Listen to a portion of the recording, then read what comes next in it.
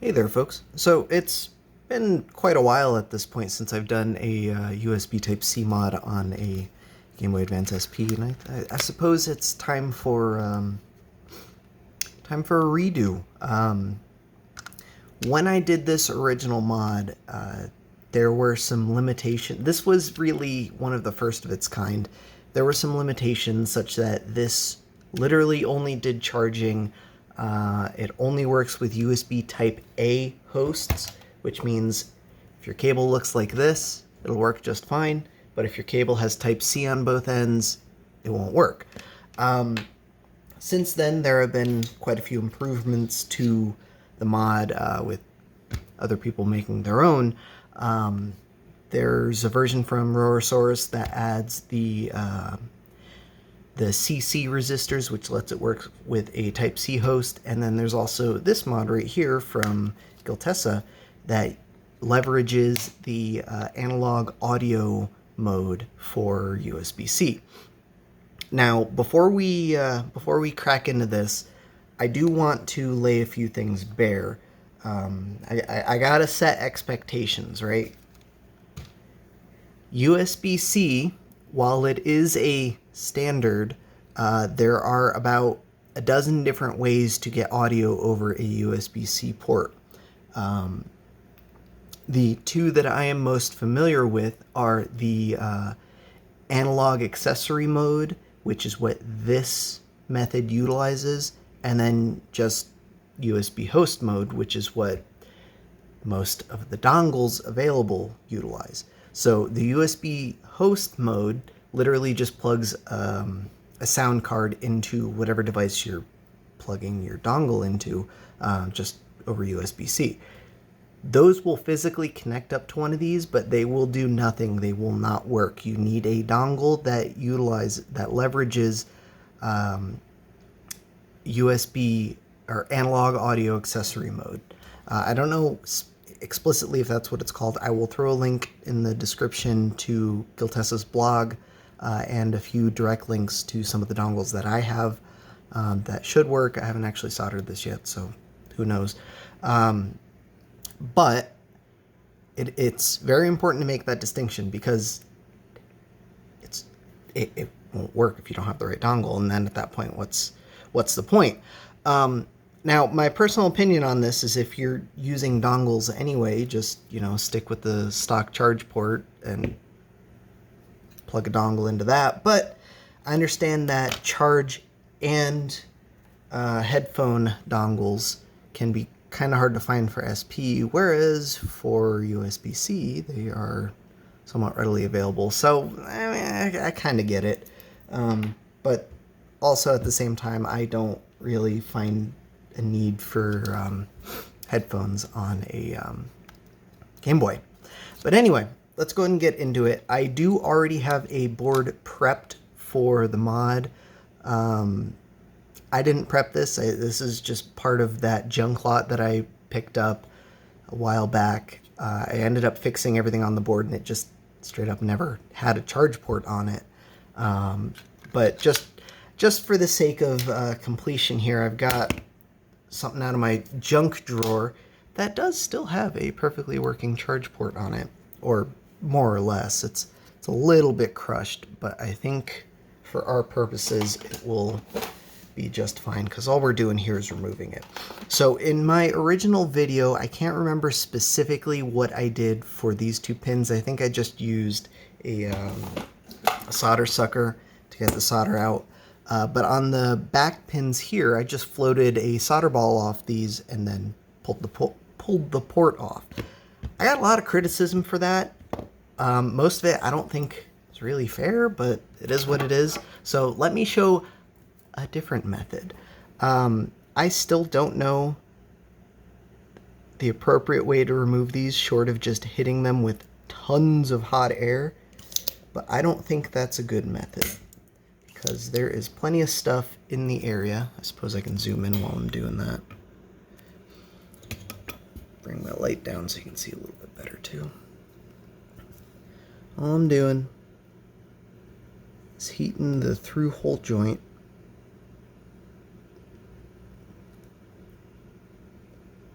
and then take in my solder sucker, jam that in there. Now, don't always get all of the solder on the first go around, but it doesn't necessarily matter. We just want to give the pins a little wiggle after desoldering, and if they do not wiggle, then we need to try that again.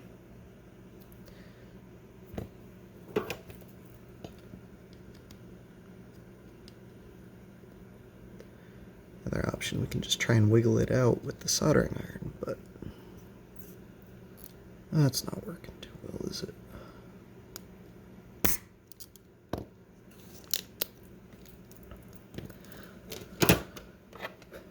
Use my crappy tweezers for the wiggle so I don't accidentally bend my tip. Alright, see now that pin has some wiggle going on. You can see it wiggles independently from the board. So we need to focus on the other one now. This one doesn't look like there's too much solder to pull off, and because that is where it's bent, I'm thinking it's just kind of wedged into the corner, so I'm just gonna give it a little bend with my iron and then see if that was good enough. Yep, so that's good. Now that both pins are wiggling, we can proceed to the next step.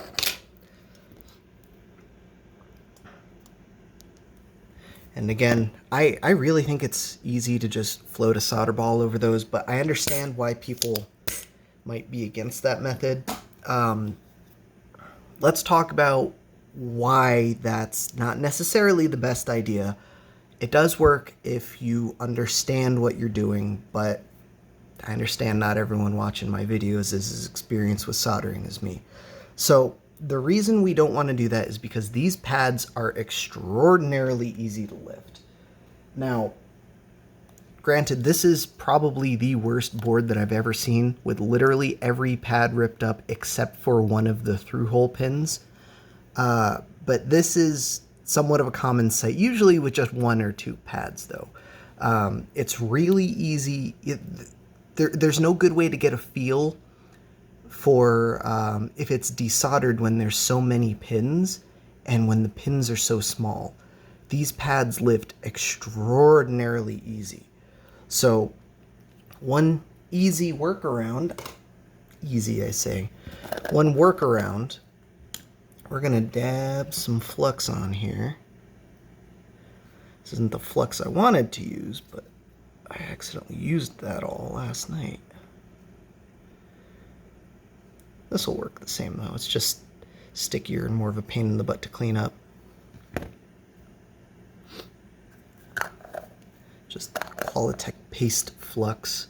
I don't necessarily recommend it, but it's what they had at my local electronics store. So I bought it to try it, and I still have it.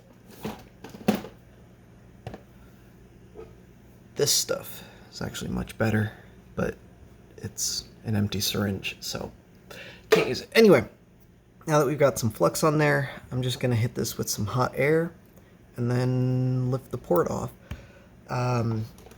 A PCB vise or something would be nice to hold this around, because as soon as I start tugging on the port, the whole board's going to move. In lieu of a PCB vise, I'm just going to place some pliers on it. But let's try it with hot air. I have my hot air station set to, I think it's like 380-ish. I don't know, I'll let you know when it finishes heating up.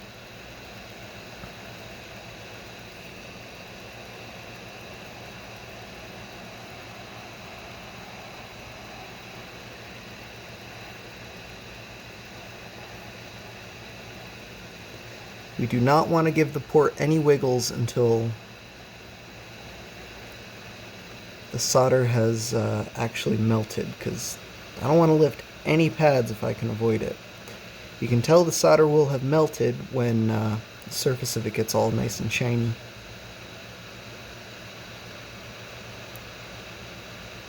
Or when you just see it actually move.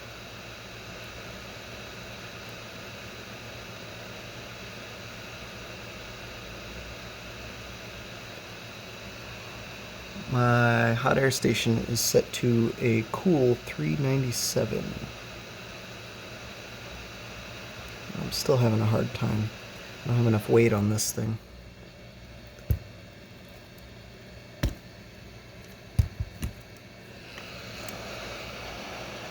Probably not the best idea to put solder next to my hot air station, but it is what it is.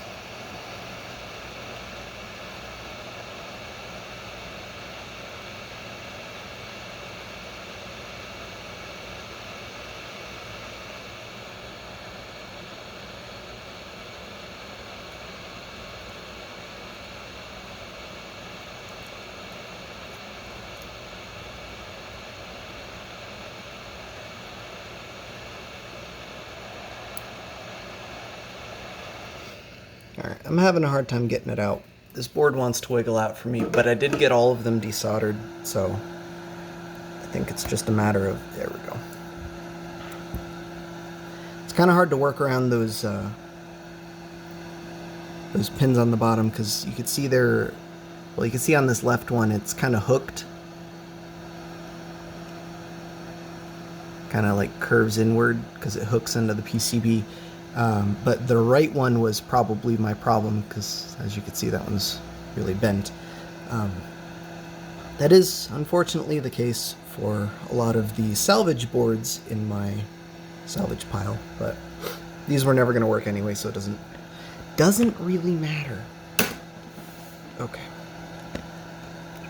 And then from there, we'll just clean up these pads. Didn't lift a single one. So we want to make sure they're nice and flat.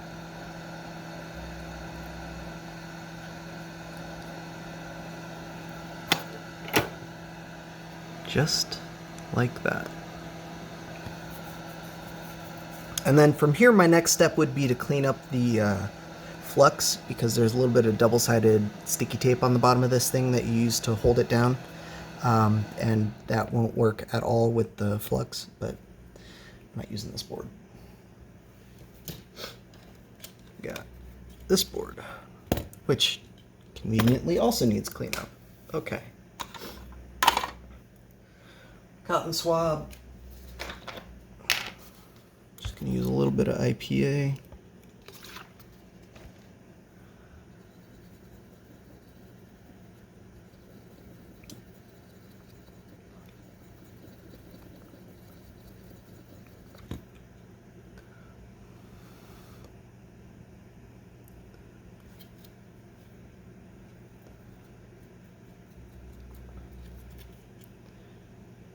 Easy peasy.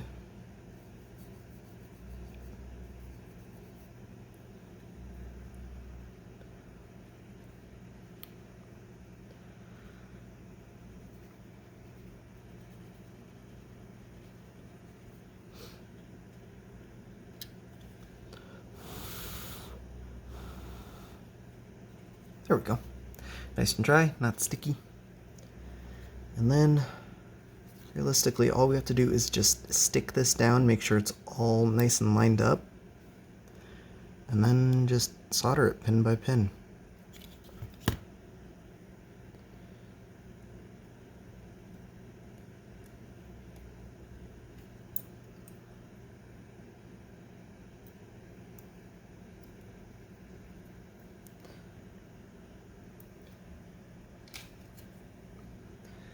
And one thing we can do to make this even easier, jam that in the shell.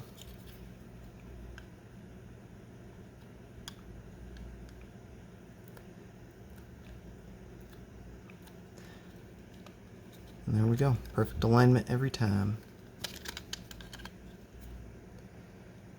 Now we can just come back and solder that. I'll leave that in the shell just for a minute, because I'm going to do the through holes first.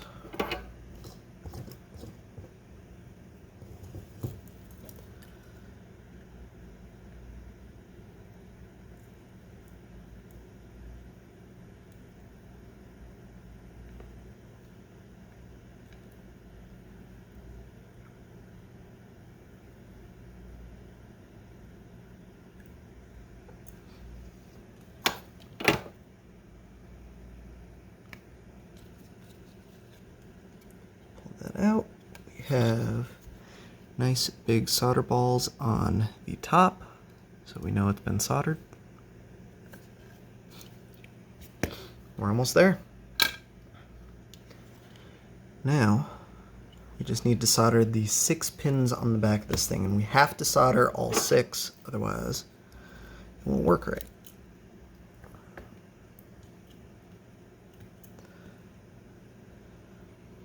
Bring that in a little.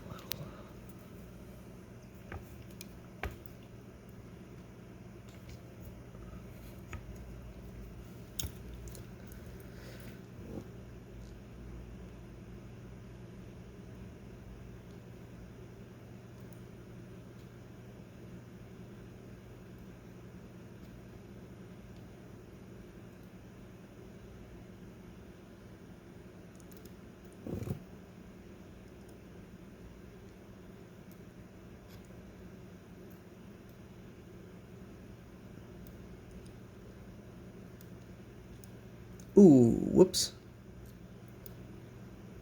That's unfortunate. I messed up in a big way. That's okay. We'll fix it. I wasn't paying attention and just dropped a big old solder ball on the CPU. That won't work at all. But at least my port's nice and soldered. Alright, and if you did the exact same dumb thing I did, the easiest way to fix this is with solder wick. Now, I know, blah blah blah, proper tip and technique, and with flux you can just remove it with your iron. Yes, but solder wick. It's quick, it's easy, works like a hot damn.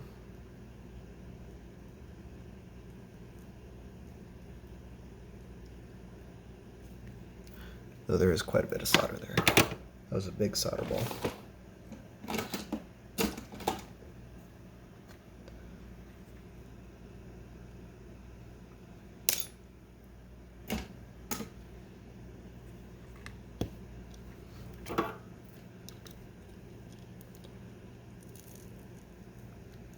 It's probably a smart idea to mask off things that you don't want to accidentally solder. So like a little bit of Captain tape on the CPU pins is probably a good idea. Better safe than sorry, you know?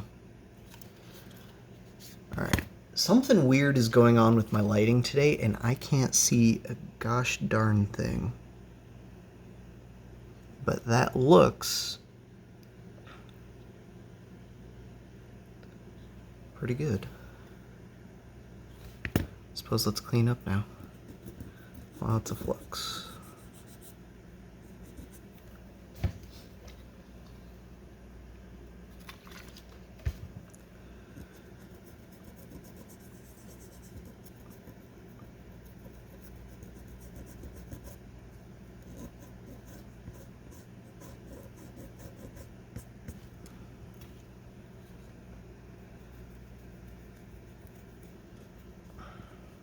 Alright.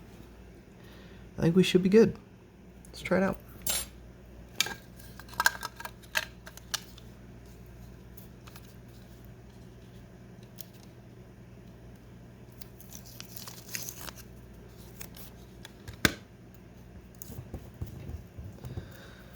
Alright, what do we need? We need a battery. We will need a game. And we should probably get a screen.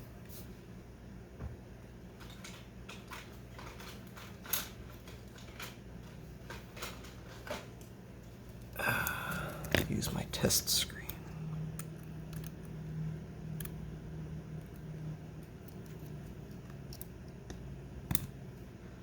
And if all goes well, it should just work.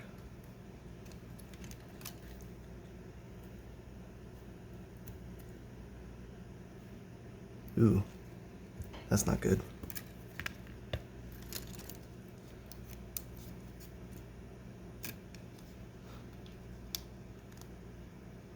Oh, there it goes. Is that my problem?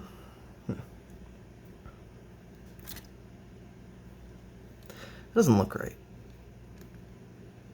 No, that's not right. I think I still have a short on the CPU, because those were the LCD pins that I messed up. Oh, I should turn that off first. Oops.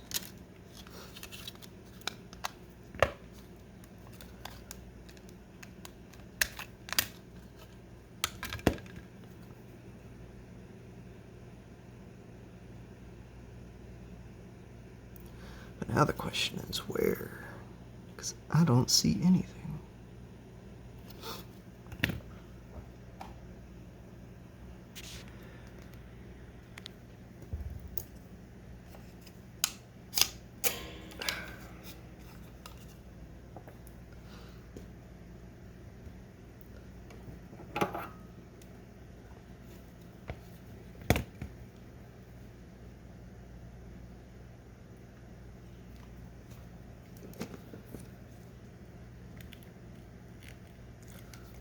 Liquid flux.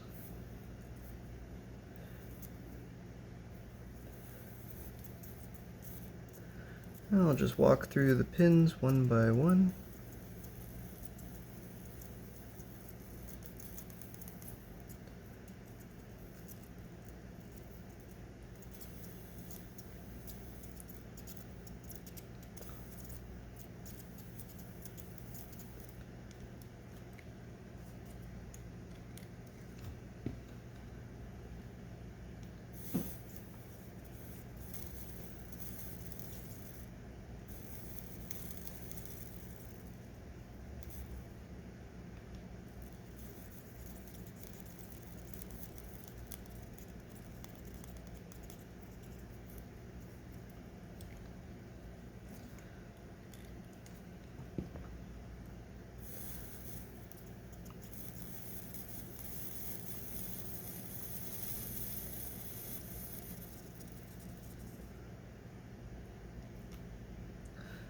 So yeah, definitely worth masking that, so you don't do the same thing I did.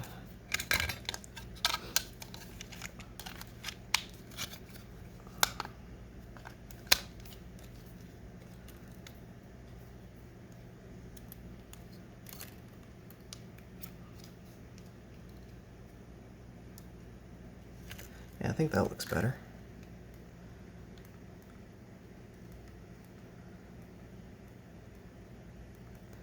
Well, it would if the game didn't freeze. This is why it's my test game. Uh-oh. I may have just introduced a short on the memory line.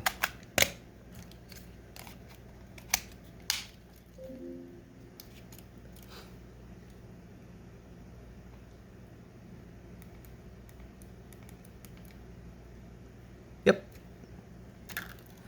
So if we pop the aging cartridge in, you can see I still have a short on one of the memory addresses.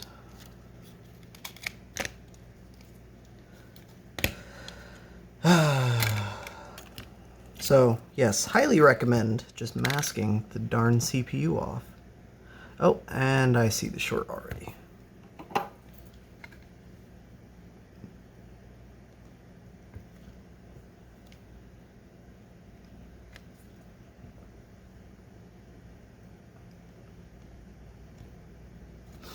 Traded a LCD data short for a memory short. Nice, right?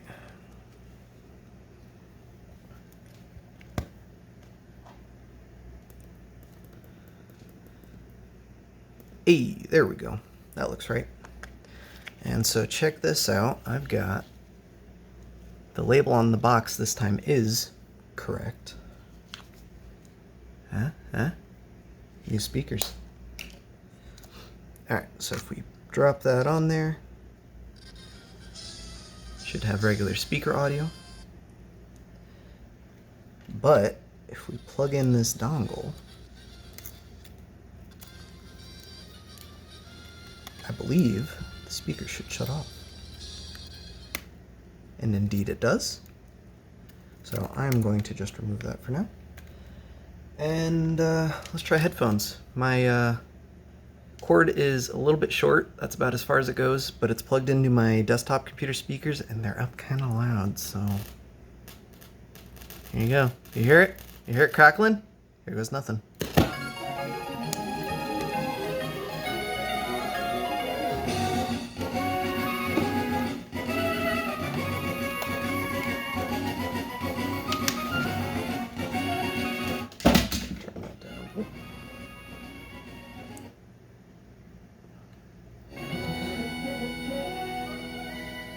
I want audible, but not loud. Okay. And as you can see, it is not charging. So the problem in this case is that I am using a USB-C dongle. Let me reorder my meter here. As you can see, I plug that in, get nothing. If I were to plug this in, do something that works with USB-C, like a switch, you can see it comes on and charges no problem. So yeah, still doesn't work with USB-C host. It's kind of unfortunate, but that is the price we pay for having analog audio over USB-C, because it uses the exact same pins. However, if we take a USB-A host charger, plug that in, charges just fine. See, it's pulling 5 volt to 50 milliamps. And there's nothing coming over the speaker. But I bet if we unplug that, ooh, that's an awful noise.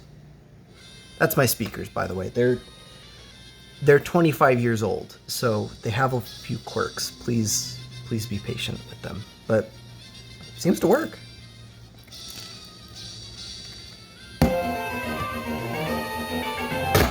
Huh? Oh god, that's awful. I'm so sorry, guys. Alright, I'm gonna unplug the charge dongle. If we plug the charge directly into the port, it still charges fine. But if we try the USB-C one, wherever I just put that, there it is, that still won't charge. And it's not a matter of just reversing it, it just doesn't work. You need proper dongle. So this is, I forget specifically what it is, but I'll throw a link in the description. It's completely unbranded, it's generic, it was only a few bucks, but it works. There's also this one, which feels even cheaper, but it's not a split, it's just headphones, but this is the Huawei brand one. This is the one that Tesa links to directly. I'll plug that in, and then plug that in. And that works just fine too. So there you go. It's a relatively easy mod, I think. There are some steps you should probably take to make it easier on yourself, like masking off the CPU. You saw how much time I fussed with just getting the shorts gone. The mod itself only takes a few minutes, but if you do it wrong, you're gonna have to work around that. But let me grab the rest of this case here. If we just put that together, you can see how the port will fit. Pretty nice, right? Pretty simple. Again, personally, I'm not really feeling the dongle life. But, you know, if that's what you want, it works like a hot damn. Also, I suppose this is worth bringing up because I never mentioned it earlier. My Slate is not compatible with these. I thought it was, but I never actually tested it. It's not. The problem is just a matter of where the port is. If the port was higher up, it would fit, but there just isn't clearance. I'm sorry, guys. It is what it is. Let me grab.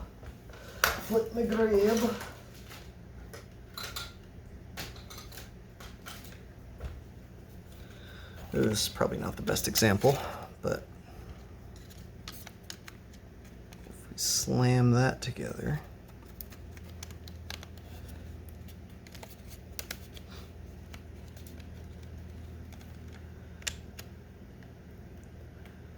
I have to forgive the fitment of my 3D print here. Also, the fact that I'm putting this together backwards isn't helping. Well, it doesn't matter. I don't actually have to put it all the way together. I can just hold that there. You can see how close the port is to the edge. And oh, you know, no, it doesn't fit.